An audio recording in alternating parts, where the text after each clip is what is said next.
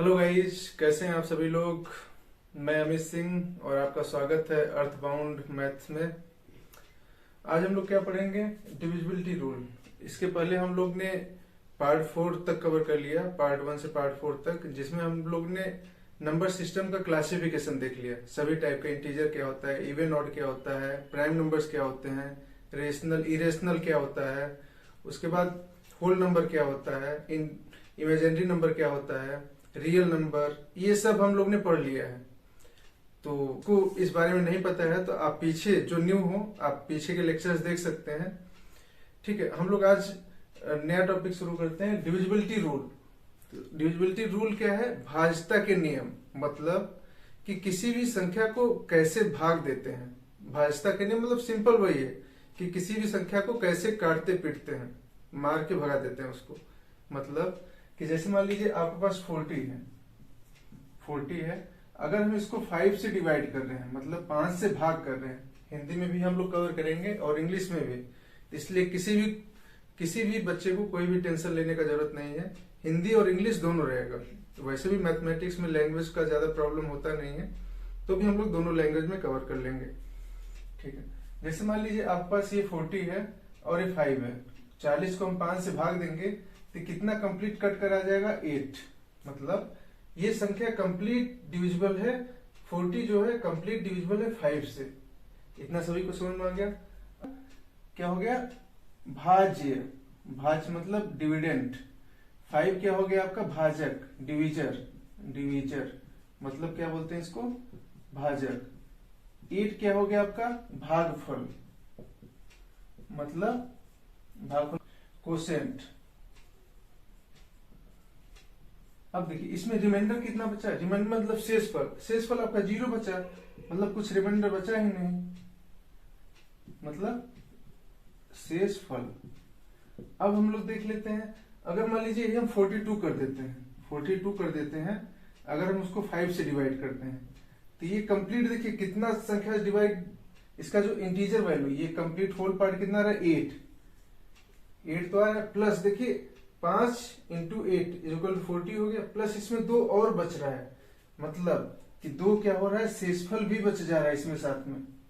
क्या है? शेषफल। और 8 आपका क्या हो गया? भागफल। और 40 तो है, 40 भाज्य और 5 डिविजन मतलब भाजक।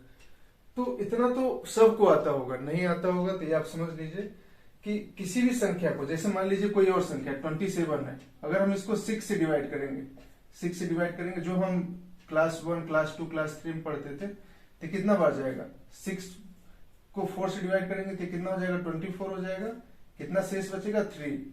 मतलब ये आपका शेषफल हो गया, मतलब रिमाइंडर, जिसको बोलते हैं रिमाइंडर। ये सब क्वेश्चन में पूछा जाता है। अभी इसका एप्लीकेशन, मतलब इसको अप्लाई करते हुए हम देखेंगे कि आखिर रिमाइंडर पढ़ रहे हैं, जो 1 और 2 की चीजें पढ़ रहे हैं, तो ये हमारे एग्जाम में कहाँ से यूज होता है, एग्जाम में कैसे यूज होता है। तो ठीक है, 6 को डिवाइड किए, 3 आपका रिमाइंडर हो गया, शेषफल, 4 आपका भागफल हो गया, और 6 तो पता ही है क्या हो गया? 6 डिविजन भाजक और 27 भाज्य। आई होप इतना सबका क्लियर होगा। बट बात आती है, अगर आपका ये -27 है अपॉन 6 हो गया, तब आपका क्या शेषफल होगा? अब आप क्या करेंगे?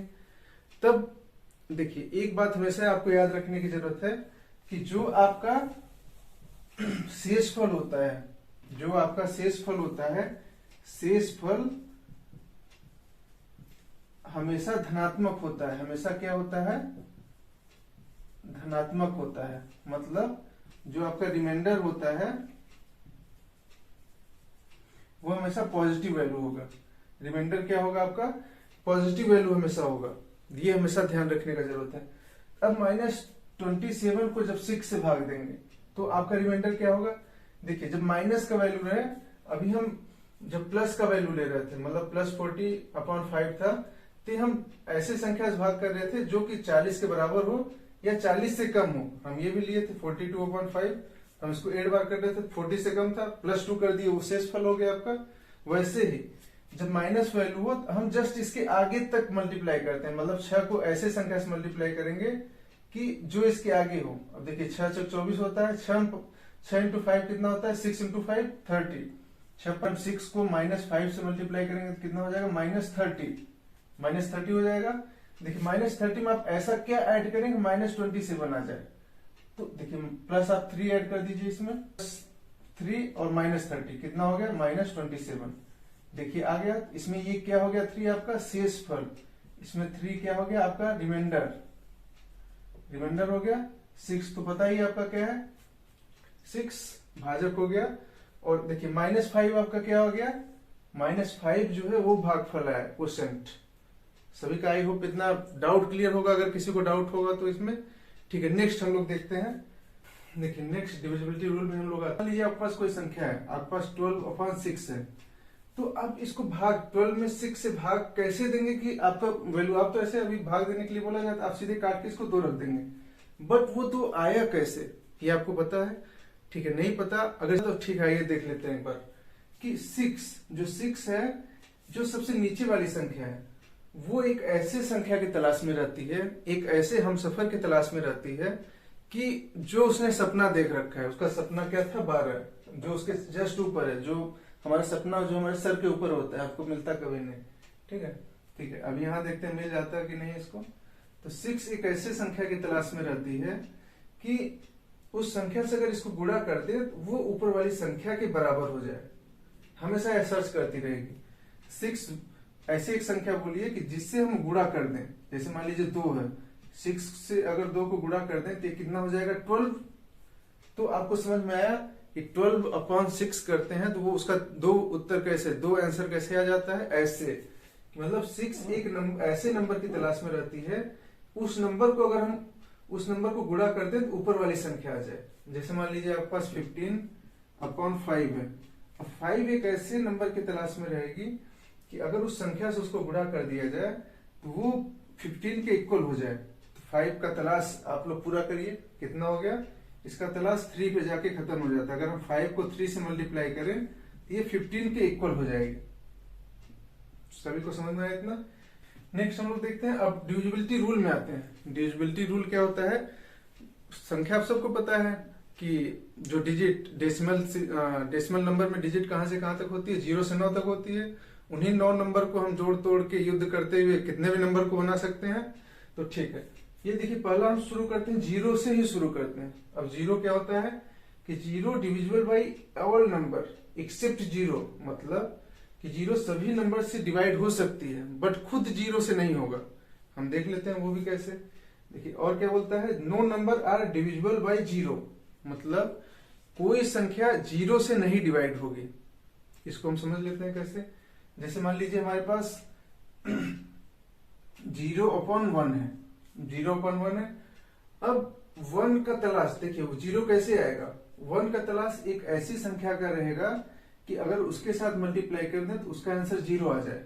तो पहला ही जो होता है हमारा डिजिट 0, अगर हम 1 को 0 के साथ मल्टीप्लाई कर दें तो आंसर 0 आ जाएगा, उसका तलाश कंप्लीट।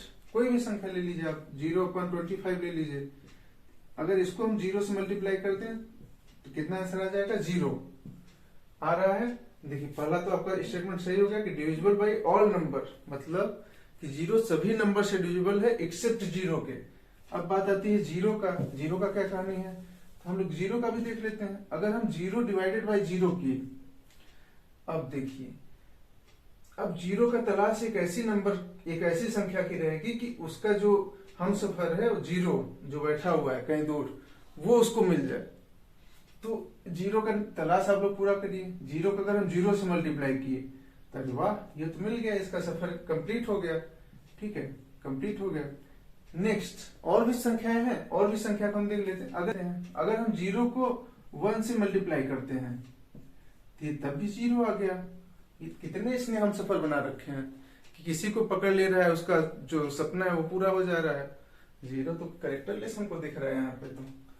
ठीक है, नेक्स्ट ये 0 2 से मल्टीप्लाई किए तो 2 भी मल्टीप्लाई होकर 0 आ जा रहा है। मतलब कोई भी संख्या से हम मल्टीप्लाई कर रहे हैं तो उसका आंसर 0 ही आ जा रहा है। मतलब एक फिक्स पैटर्न ही नहीं है, उसका फिक्स रूल, फिक्स जो उसका सिद्धांत वो है ही नहीं उसके पास। मतलब वो डिफाइंड है ही नहीं, उसको आप डिफाइंड ही नहीं कर सकते कि कौन सी संख्या से मल्टीप्लाई करेंगे जीरो आ जाए। वो तो सब संख्या से मल्टीप्लाई होने पर जीरो आ जा रहा है, इसलिए 0/0 क्या होता है, नॉन डिफाइंड। नॉन डिफाइंड आप लोग बचपन में पढ़े होंगे, आज समझ गए होंगे कि ये क्यों नॉन डिफाइंड होता है, सभी समझ गए होंगे आई होप।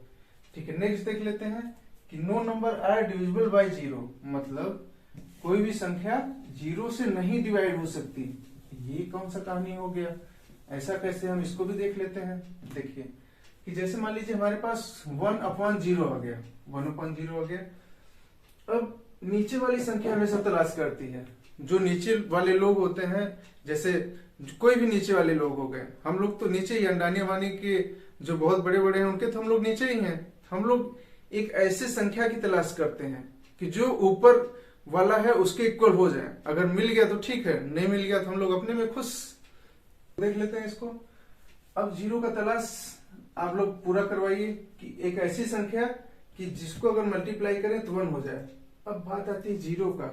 जीरो के बारे में तो सभी जानते होंगे कि जीरो का क्या कहानी है, मतलब कि जीरो के साथ अगर आप किसी भी संख्या का मल्टीप्लाई करेंगे तो वो जीरो ही वैल्यू आएगा। तो 1 कैसे आएगा भाई, ये नहीं समझ में आ रहा है। अब कोई संख्या ही नहीं मिल रही हमको, तो हम किसको भी पकड़ के ला रहे हैं वो जीरो के साथ जीरो ही हो जा रहा है। जीरो मतलब जीरो।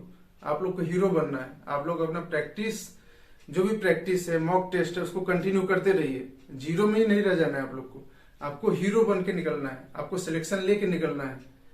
ठीक है, कि जैसे ठीक है, यहाँ पे कुछ बच्चे होंगे कि जो बहुत दिन से तैयारी कर रहे होंगे, बहुत टाइम से कर रहे होंगे, बट सिलेक्शन नहीं हो पा रहा होगा।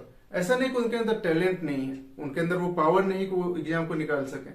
उनके अंदर है, टैलेंट भी है, पावर भी है, बट जब वे पेपर दे के आते हैं वो अपनी कमियों को एनालाइज नहीं करते हैं कि उनका बेसिक कमजोर है, कि बेसिक उनका तो ठीक है, बट वो कंफ्यूज रहते हैं कि क्वेश्चन को कैसे करें, या उन्होंने जो हाई लेवल का आजकल पैटर्न हो गया हर एक एग्जाम का वो नहीं पढ़ के जा रहे हैं। तो वो जब एनालाइज कर लेंगे, तो जिस दिन वो एनालाइज करके वो पढ़ने लगेंगे तो उनका सिलेक्शन एक निकलने लगेगा, कंटिन्यू 10 निकल जाता है। जैसे सबके साथ आप तैयारी कर रहे हैं, अभी आपके साथ भी वही होगा। हम जब तैयारी कर रहे थे तो हमारे साथ भी वही होता था। शुरू में तो एग्जाम ही नहीं निकलता था, बाद में निकलने लगा तो कितने एग्जाम निकल गए। तो इसलिए आप अपने कमियों को एनालाइज करिए, और जो बहुत दिन से जो न्यू आए हैं तो उनका तो कोई दिक्कत नहीं, बट जो बहुत दिन से तैयारी कर रहे हैं तो उनको आस पड़ोस में, रिश्तेदारों से, दोस्तों से, सबसे कमेंट सुनने को मिल जाता है क्या उखाड़ लेगा। तो आप उखाड़ के उनको दिखा दीजिए। आप उनके लिए नहीं, अपने लिए पढ़िए, अपने सेल्फ रिस्पेक्ट के लिए। आपको जीवन में कुछ करना है। जैसे एक कहा गया है कि किसी भी डॉक्टर के पास वो टांग सीधी करने का इलाज नहीं है कि जो दूसरों में लोग अड़ाते हैं। तो इसलिए उन टांगों को आप इग्नोर करिए, उनको भाड़ में जाने दीजिए। आप लोग एकदम तैयारी पे फोकस्ड रहिए और सिलेक्शन लेके निकलिए, ऑफिसर बन के निकलिए। तो ठीक है, तो हम लोग कहाँ पे थे, यहाँ पे थे कि जीरो का कोई संगति ही नहीं मिल रहा है। हम लोग मान लेते हैं कि अपने सपनों में जाके कि हो सकता है इनफाइनाइट के पास कोई एक संख्या हो जिसके साथ हम मल्टीप्लाई कर दें तो वो वैल्यू 1 आ जाए, या जो भी हम संख्या से मल्टीप्लाई कर रहे हैं, x मान लीजिए x/0 से मल्टीप्लाई कर रहे हैं, तो वो इनफाइनाइट के आसपास हो सकता है कोई संख्या, हो सकता है इनफाइनाइट के आसपास कोई संख्या हो। बहुत से गणितज्ञ के बीच में अभी भी ये मतभेद है कि ये नॉन डिफाइंड है कि इनफाइनाइट है।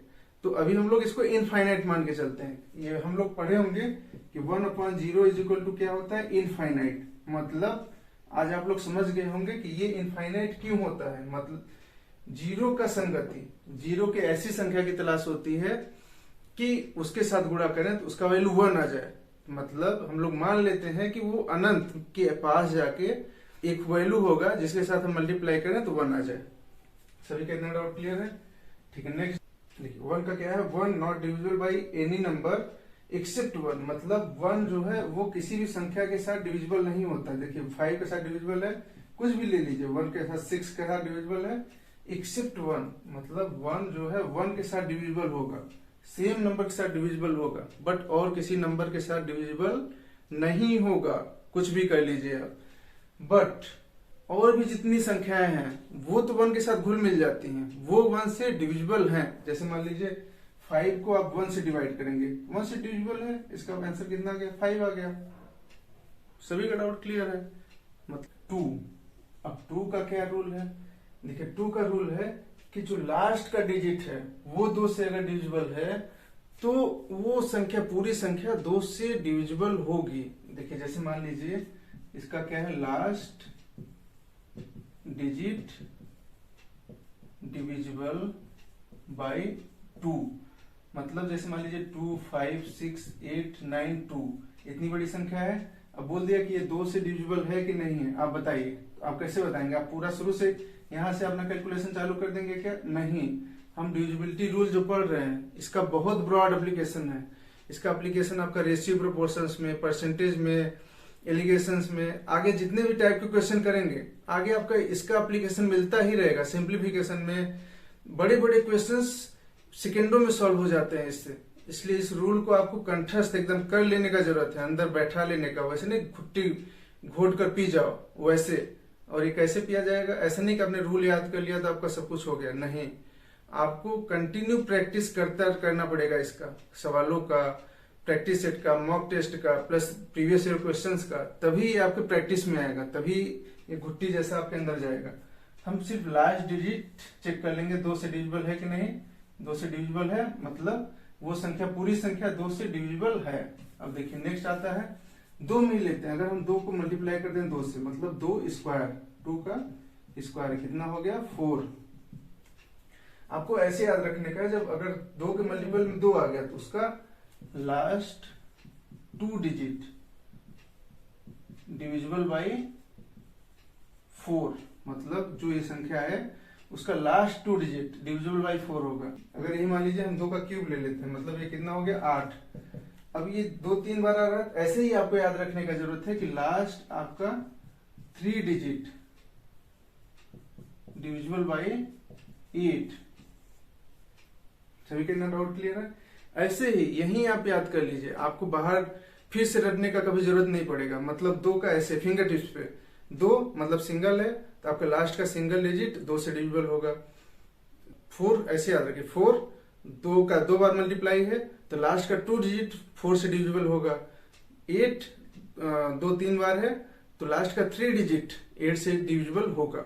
ठीक है, नेक्स्ट हम लोग आते हैं। देखिए 2 हो गया, अब 3 बचा, 3 और 9। 3 और 9 बहुत सिंपल है। इसका क्या है, जो सम है, सम ऑफ नंबर्स, ये क्या है, डिविजिबल बाय 3 और 9। मतलब कि अगर 3 से हम डिवाइड कर रहे हैं तो उसका सम जो है 3 से डिविजिबल होना चाहिए। अगर 9 से डिवाइड कर रहे हैं तो उसका जो सम है वो 9 से डिविजिबल होना चाहिए। सम, इसमें लास्ट डिजिट नहीं, इसका सम, पूरे संख्या का सम। ठीक है, इसको भी एग्जांपल से समझ लीजिए। जैसे मान लीजिए आपके पास है 6, 7, 8, 9, 2, 1।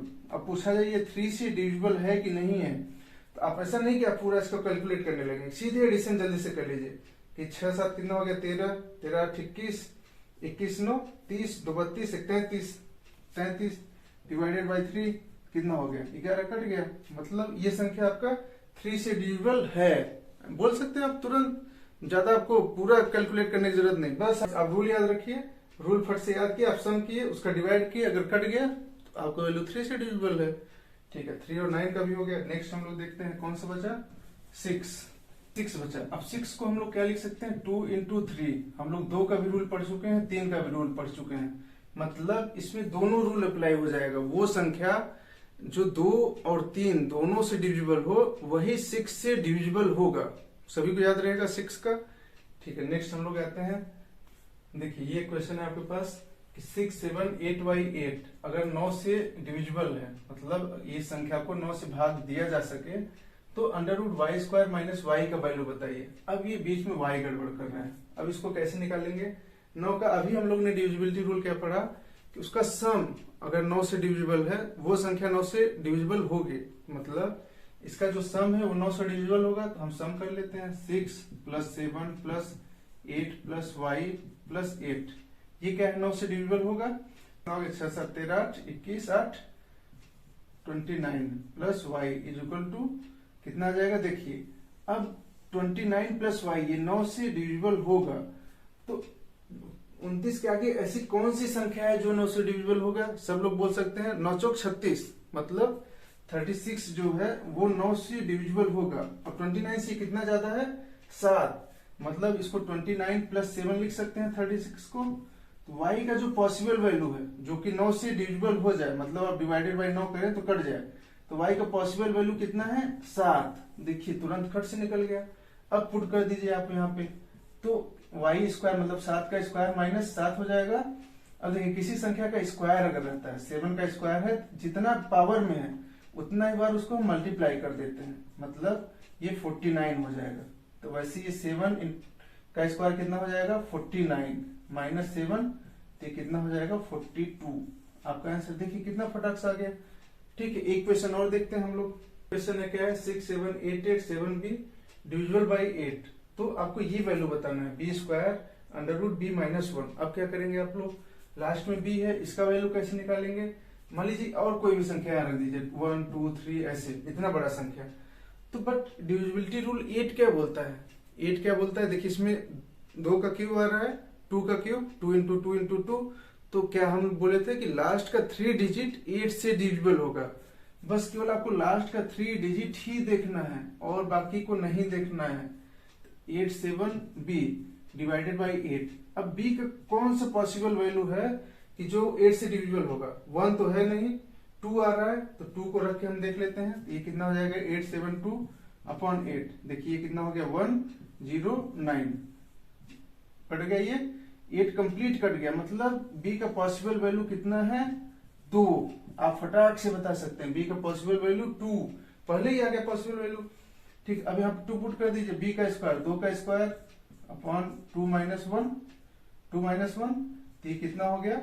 4 अपॉन अंडर रूट, ये कितना हो गया? 2 माइनस 1 कितना हो जाएगा? 1, अंडर रूट 1 का वैल्यू 1, तो आपका आंसर 4 आ गया। देखिए कितना फटाक से आ गया।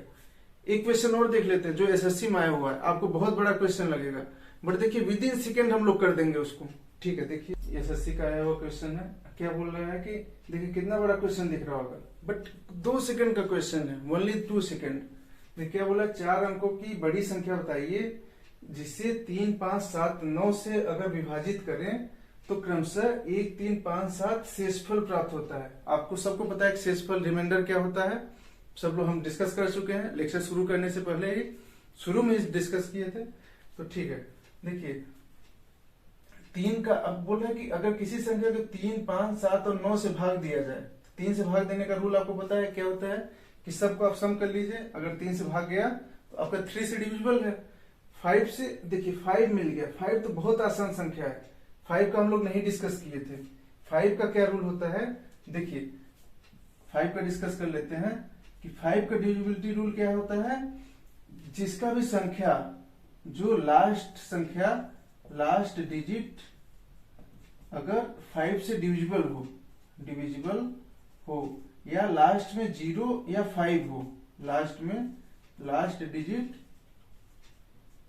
यूनिट डिजिट 0 और 5 हो, वो संख्या 5 से डिविजिबल होगा। 5 का रूल क्या कहता है कि 5 का जो लास्ट डिजिट है वो 0 हो या 5 हो, या लास्ट संख्या 0 से डिविजिबल हो। अब देखिए आपका 0 भी 5 से डिविजिबल होगा, 5 भी 5 से डिविजिबल होगा, बात तो दोनों का वही है। तो इतना आपको याद रखने की जरूरत है। अब देखिए यहाँ पे 5 मिल गया हम लोग को। 5 का क्या है देखिए, देख लेते हैं कट से। लास्ट में क्या आना चाहिए आपको? इतना सबको क्लियर है? इसको रफ कर दे रहे हैं। देखिए 5 से डिविजिबिलिटी में लास्ट में क्या आना चाहिए आपका? या तो 0 आएगा या तो 5 आएगा। अब बट बोल रहा है कि जब किसी संख्या को 5 से डिवाइड कर रहे हैं तो रिमाइंडर भी कुछ बच रहा है। रिमाइंडर आपका 3 बच रहा है। 3 बच रहा है मतलब लास्ट में कंप्लीट डिविजिबिलिटी पे 0 आएगा और 5 आएगा। अगर 3 रिमाइंडर बच रहा है तो मतलब 3 इसमें ऐड कर दीजिए तो कितना हो जाएगा? 3। 5 में ऐड करेंगे तो कितना हो जाएगा? 8। मतलब पॉसिबल वैल्यू या तो आपका लास्ट में 3 होगा या तो 8 होगा। अब हम चेक कर लेते हैं इसमें कौन सा पॉसिबल वैल्यू है। देखिए 3 पहला ही हमको दिख रहा है, इसमें 3, यही आपका आंसर हो गया। और तो कहीं है नहीं 3 ना 8, ये दोनों संख्या है कहीं किसी ऑप्शन में?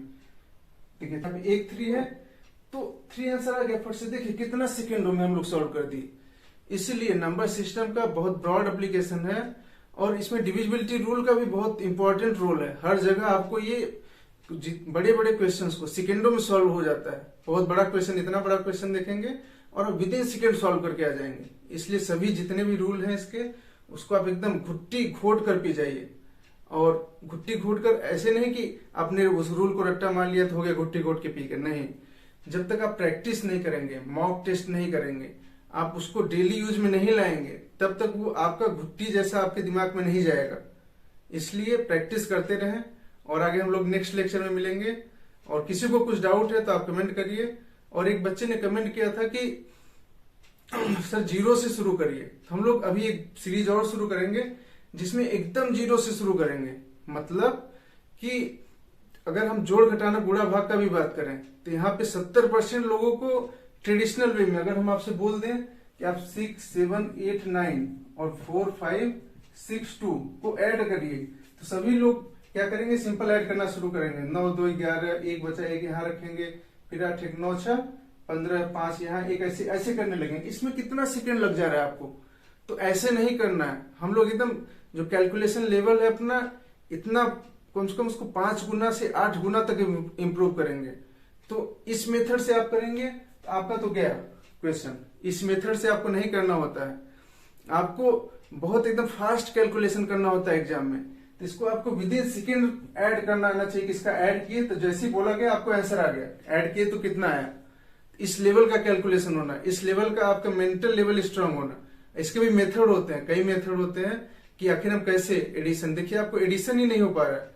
अब आप एडिशन, बच्चों वाले एडिशन तो नहीं करेंगे कि बच्चों वाले 9, 2, 11 करेंगे फिर इसको ऐड करते रहेंगे। इतना आपके पास टाइम एग्जाम में नहीं होता है। इसलिए हम लोग ये भी सीखेंगे, उसका सीरीज शुरू करेंगे, जीरो से एकदम शुरू करेंगे। आप लोग देखेंगे कि अगर उस सीरीज में जितने भी लोग अटेंड करेंगे तो आप देखेंगे कि आपका कैलकुलेशन कुछ दिनों में कितना स्ट्रांग हो जाएगा। तो इसलिए टेंशन लेने का थोड़ा भी जरूरत नहीं है। ठीक है, आप लोग अच्छे से स्टडी करते रहें, कंसंट्रेट रहें, इधर उधर डिस्टर्ब ना हो। लोग डिस्टर्ब करने वाले बहुत आते हैं। सबको आप एकदम अलग करिए कुछ दिनों के लिए, महीनों के लिए। और जब तक आप एग्जाम क्रैक नहीं कर लेते उसके बाद एंजॉय करिए लाइफ को।